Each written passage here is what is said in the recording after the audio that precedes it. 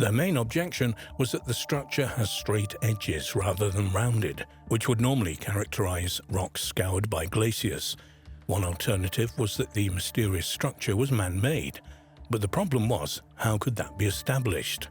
The Halliburton Forest and Wildlife Reserve Limited decided to hire an underwater archaeologist to examine the structure more closely.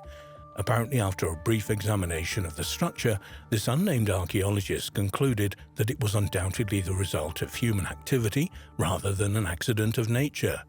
Some researchers think it resembled the prehistoric stone cairns found throughout the world, which serve as monuments, burial sites, markers for ceremonial land, or even navigational aids. Others think it may be a burial chamber or perhaps a dolmen.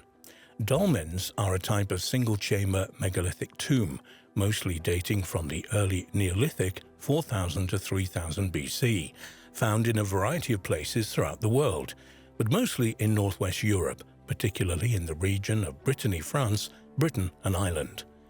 The thick layer of silt covering some of the surfaces of the structures indicate that they are very old, but beyond that, without further evidence, it was impossible to say when it was built.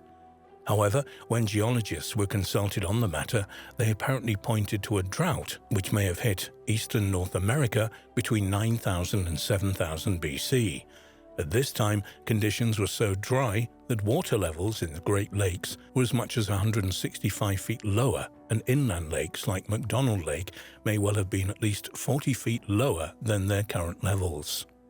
If the structure of the McDonald Lake is a prehistoric monument of some kind, why was it situated in such a remote place?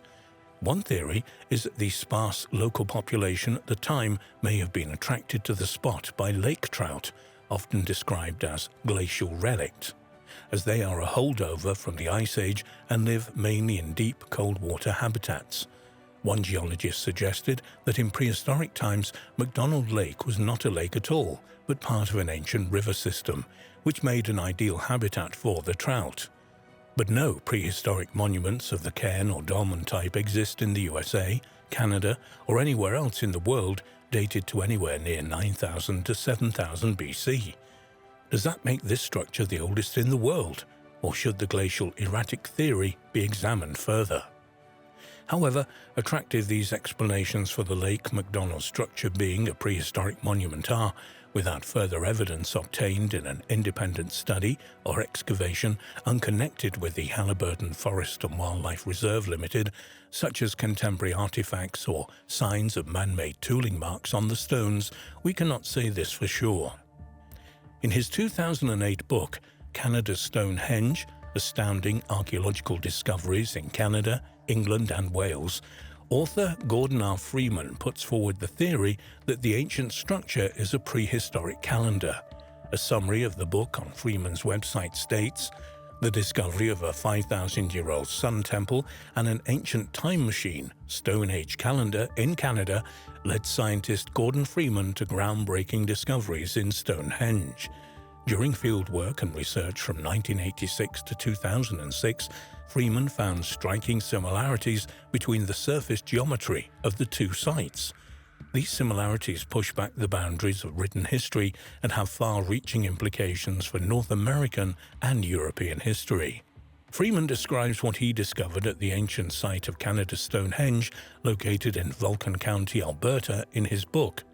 "I had found an amazingly accurate year-round calendar in this sun temple, marked with rock lines pointing to sunrises and sets at critical dates.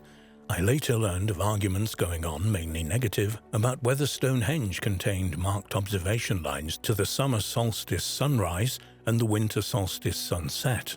By applying what I had learned in Alberta to observing sunrises and sets through Stonehenge, I found that an accurate, entire year-round calendar exists in Stonehenge."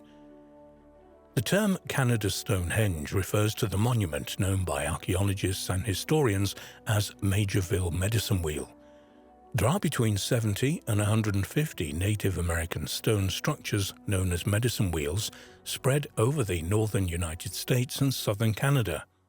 Though each individual structure is unique, the shape of the most common type of medicine wheel resembles that of a wagon wheel lying on its side, with a central cairn from which lines of cobblestone radiate outwards to a surrounding ring of stones.